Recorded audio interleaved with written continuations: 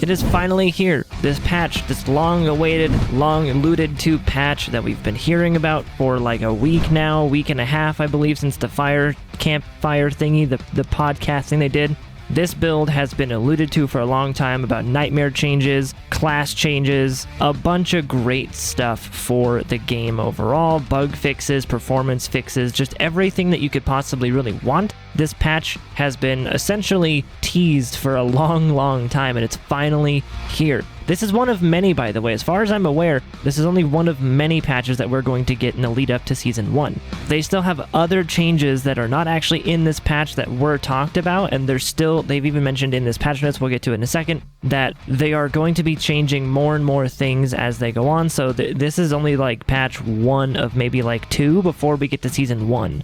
And Season 1, I believe, is supposed to have a bunch of big changes to it as well. So this patch is enormous. As you can see, all of the ginormous changes that you have, all of these, like you have every single class gets a buff. Every single class here has a category, plus all these gameplay changes, miscellaneous UI, quest, co-op, gameplay fixes, and then dungeons and everything else. Like, this has a lot of stuff in it. I will leave a link to the full patch notes that I'm reading here in the pinned comment at the top of the comments down below. But skipping past a lot of these things here, this is a lot of bug fixes and a lot of just gameplay and dungeon fixes in general.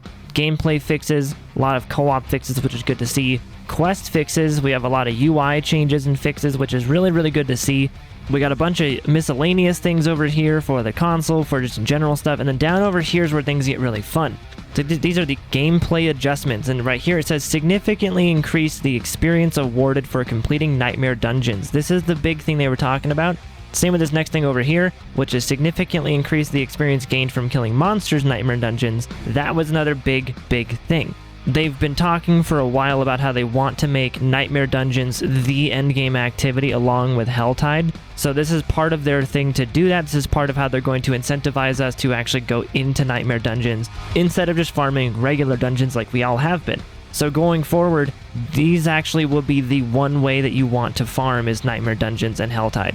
Especially when you have this one here saying Helltide chests now provide substantially more bonus experience when opened.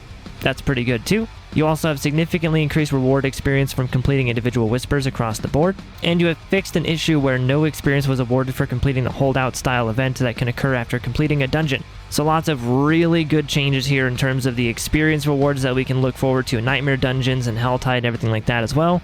And of course now we have the Helltide roaming bosses will now more consistently drop higher quality loot. So Helltides are another great source of loot and XP. We've got players can now teleport to their Nightmare Dungeon directly through the map. This was a big one. This change alone will help us with actually maximizing the amount of XP that we can get from Nightmare Dungeons. Instead of having to travel all the way to them like a regular dungeon, you can teleport directly to the dungeon itself, which is going to be immensely helpful.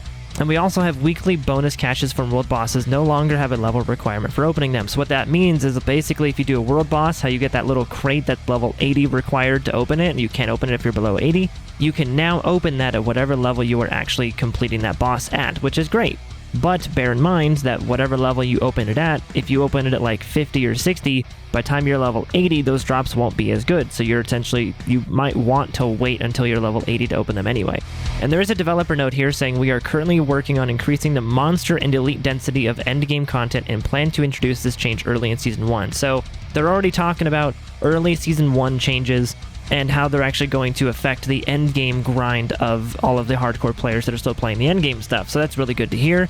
And so balance changes over here, they say we're continuing our efforts to make all class builds feel fun and powerful with another round of balance updates. In particular, we've seen community feedback stating that basic skills aren't impactful enough in combat. These changes will not change the fundamental relationship between basic skills and core skills, but we hope that they will help smooth out the leveling experience while we explore additional ways to strengthen them. We are also increasing the power of some of the skills that players feel are lagging behind their peers. As we look forward to future updates, we're monitoring other heavily discussed topics such as minion survivability and party parity, or party build parity. Please keep sending us your feedback and we'll see you in Sanctuary. This is fantastic. Minion survivability is a huge one for Necromancers. The minions do not survive unless you fully build into a minion build, and then you're sacrificing damage so that way your minions can just survive longer. So it's a whole thing. I'm glad they're talking about that. So now we have all of these class changes here, which are actually, I'm just going to speed through these because there's a lot of them. If you want any specifics, if you know what class you want to look at, I will leave a link to this in the comments down below, like I said. But for right now, it looks like every single class basically is getting some base damage increases and then some kind of essence generation increase as well. So like Lunging Strike, base damage increase, Fear generated. Bash has, Fear generated and then, more Fortify. Base damage increase for Frenzy. Flay has base damage increase, Fear generation increase like that. Double Swing base damage increase as well. Kick has its reduced cooldown now, which is fantastic. Like, they're not all base damage increases, but there's like cooldown reductions, or like this one here for Leap. It says Mighty Leap slow increase from 50 to 70%. Like, there's a lot of big changes here. And a lot of them are like cooldown reductions. For the Iron Maelstrom, it's from 60 to 45 seconds, which is a huge cooldown reduction. That's massive for that. Great there. Bounding Slam base damage increase from 75% to 112%. I haven't seen one nerf in any of these classes, by the way. There's hardly any nerfs here. There's just a ton of buffs for all different aspects, for different skills, for basically anything that you could want. Once again, I'll go through the Barbarian things here. I'll just kind of slowly scroll down so you guys can all pause whatever you want to see. Like, these changes are fantastic. I love seeing just a ton of buffs, letting us have all the fun that we want to have, not really taking it too seriously, understanding that there will be some new things that you may not like about the balance changes, but like, they're understanding that we want to have fun. This is fantastic. Same thing for Druid as well. They got base damage increase and spirit generation increase. Same thing for Wind Shear over here, base damage increase, spirit generated increase over there. Claw, base damage and spirit generated, like that's double increase there. Maul has base damage increase, spirit generation as well. Lightning Storm has a cooldown reduction there. Lightning Storm actually has a duration increase there from 4 to 6 seconds. Like, Shred has base damage increased, healing increase from maximum life, like just so many great things. Cooldown reductions from 14 to 11 seconds for the Wolves. Hurricane's base damage from 97.5 to 134%. That's crazy. That is nuts. Rabies base poison damage increases from 53 to 76%. That's a huge buff. Cataclysm buff goes from 52 to 64% base damage. Again, base damage for lacerates improved from about 60% actually. Petrify critical strike damage improved there. Pummel, like bunch of passives, attack speed bonus, damage bonus for Bestial Rampage. Like Lupine Ferocity, damage bonus increased from 60 to 70%. Aspects, flat damage increase from Runeworker's Conduit from 1 to 1.4. Mangled is from 30 to 40 now. Like, just a ton of good ones in general. These are fantastic. Blurred Beast, by the way, is 70 to 100% now as well. That's crazy. That's amazing. So, lots and lots of different buffs here. This one might be the only nerf that I actually think is happening, because the wording is kind of weird. And because of the way it's worded, it sounds like it's going to be a nerf, because I believe that seismic shift aspect is supposed to reduce the cooldown of a skill on the Druid, actually. So because it's no longer reducing it by 2.5 seconds to 1 second, it's now only reducing it by 2 to 1 seconds. That's like a 0.5 second nerf, I think. Correct me if I'm wrong, but I think that's like the only nerf I've seen, and it's very, very tiny. Necromancer is the same way. This is the class I'm actually playing.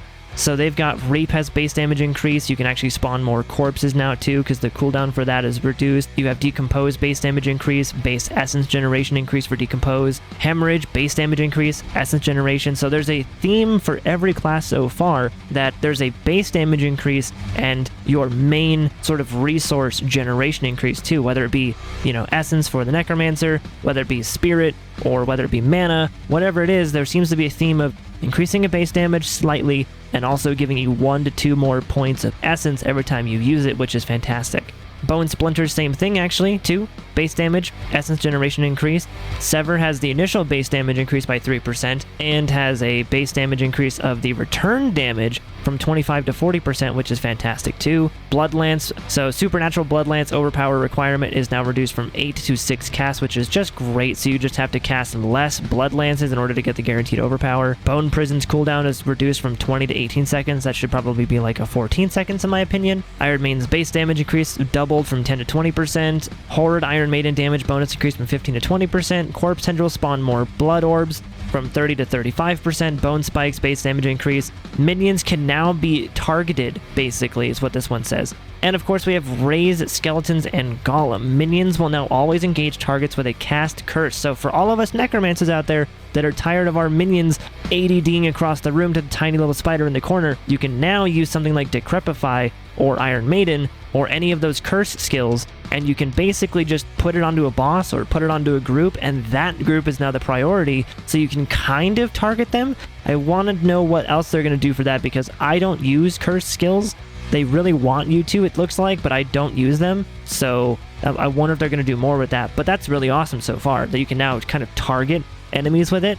Same with passives too. The Callan's Edict has its damage taken duration reduced from 3 to 2.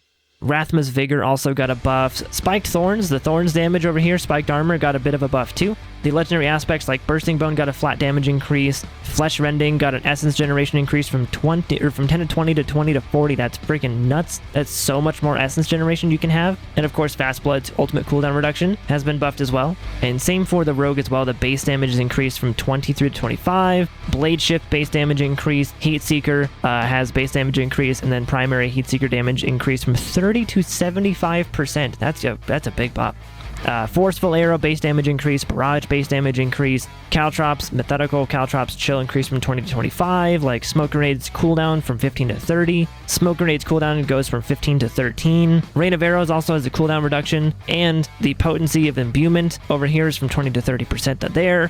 Volley base damage increase. The passives, you have damage bonuses from close quarters combat is from 20 to 30. Escape Artist cooldown decreased from 100 to 45 seconds. That's insane. Emberus over here, or Umbrus, Lucky Hit Chance gained a Dark Shroud increase from 30 to 35 to 40 to 60. That is a lot. That is a big buff there. And of course, Eyes in the Dark increased Death Trap cooldown reduction from 30 to 15 to 20 to 15. So looks like there's a couple of good buffs here for the Rogue as well. And of course, last but not least, we have the Sorcerer. I'm actually kind of surprised they buffed the Rogue to begin with, honestly, I'm not gonna lie. But for the Sorcerer, once again, you have your Spark has base damage increase, Enhanced Spark increase from 5.6 to 7. These Flickering Spark chance increase as well. Frostbolt base damage increase, Burning damage increase from Firebolt, Charge Bolt base damage increase, like just a bunch of great changes. They really are trying to make all of the basic skills do more damage and give you more essence, which is fantastic. So Fireball even has its mana cost decreased from 40 to 35, so now you'll have an extra 5 mana whenever you cast that. Frozen Orb's base damage increase, Explosion base damage increase as well. Greater Frozen Orb chance to apply vulnerable increase from 20 to 30%, or 25 to 30%. Blizzard's base damage increase from 120 to 130. Ice Blade's chance to apply vulnerable from 30 to 40. Lightning Spears, Summoned Lightning Spears max damage bonus increase from 100 to 160. That is freaking crazy. Crackling Energy base damage increase from 15 to 20. Freezing Wake base damage increase from 60 to 110, almost a double damage on that one. That's a crazy buff. And of course, legendary aspects like Abundant Energy have a buff there. Singed Extremities has a buff there. That's a pretty major buff too, actually. Incendiary also has a pretty major buff. They basically doubled that one from 5 to 10% all the way to 12 to 17%. Not quite doubled on the high end, but the low end over doubled. Snowguard's damage reduction increase from 10 to 15 to 20 to 25. Concentration's mana regeneration increase from 10 to 20% to 20 to 30%. That is nuts. And then items, Flame Scar, flat damage increase from 0.1 to 0.2 all the way to 0.2 to 0.3. And then Staff of Lamesson has damage reduction reduced from 40 to 30% down to 30 to 25%. I don't know if that's a buff or a nerf. These reductions reduced down are like the double negatives that confuse me. But look at how many freaking buffs there are. Even if there are a few nerfs hidden in here with each class, you have so many buffs to each individual class. And again, I will leave a link to all of these in the comments down below if you guys want to check it out for yourselves. You guys totally can. This was an insanely big patch, not only for the class changes, but also for just the gameplay fixes, the general gameplay adjustments, the miscellaneous, the UI, the bug fixes, all the stuff like that. This was an insane patch. This was absolutely crazy. And like I said before, it sounds like from what we've been hearing on Twitter and from what they've been saying inside of this patch here, they have more things coming down the road towards the launch of Season 1. So we can all look forward to even more buffs, more changes, more things like that, potentially some more cool stuff down the road. But that will do it for today, guys. You guys are awesome. Thanks for hanging out. Like the video if you enjoyed this. Comment down below on what your favorite changes are, if this really helped your build. I know for me, the biggest buff is the Sever change because I'm currently using a Sever build with my Grim Legion build, which will be linked in the top right-hand corner in the card. But this has so many extra changes inside of it that, like, this is just great. So if this helped you guys, leave a like on the video, comment down below, subscribe if you guys are new, and I will see you guys in the next one. Thanks for hanging out. Bye, guys.